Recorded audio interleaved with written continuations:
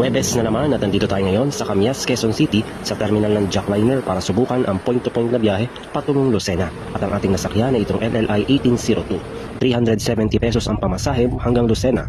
At umalis na ang ating bus ng alauna ng hapon at ito'y umikot dito sa EDSA at Kumanan dito sa may Timog Avenue. At kakaliwa naman ito dito sa Quezon Avenue na medyo dito tayo na traffic. At meron nga tayong libreng tubig at pagkain Lemon Square.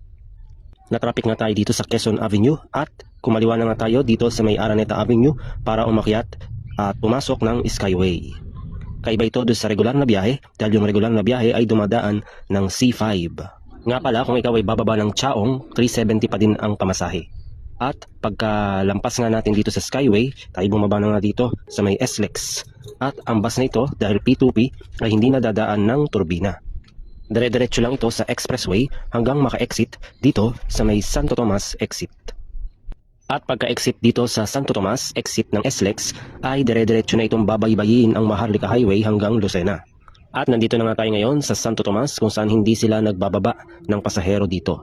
Yan, ang SM City Santo Tomas. At nandito na nga tayo sa Alaminos kung saan hindi ito dumaan sa bayan kundi dito sa may bypass road.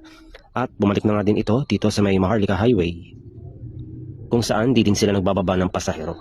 At pumasok na nga ang bus dito sa may San Pablo Grand Terminal kung saan dito sila unang pwedeng magbaba ng pasahero. Matapos ang ilang minuto ay umalis na din ng Grand Terminal ng San Pablo itong bus para magpatuloy sa biyahe.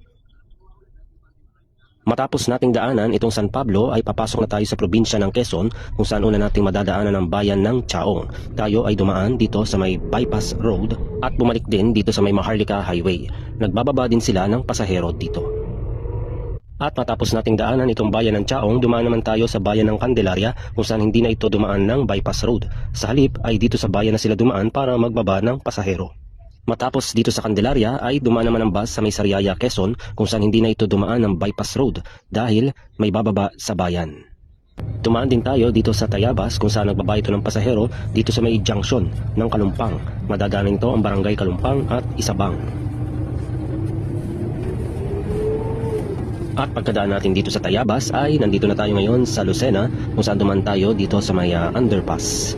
Higit sa 4 na oras ang ating binyahe mula Cubao dahil na rin yan sa mga traffic dyan sa may Quezon Avenue, sa may parte ng Santo Tomas at San Pablo. At nandito na nga tayo ngayon sa Lucena Grand Terminal. Samantala ang bus na ating sinasakyan ay magpapatuloy ang biyahe hanggang sa may Dalahican Port ng Lucena.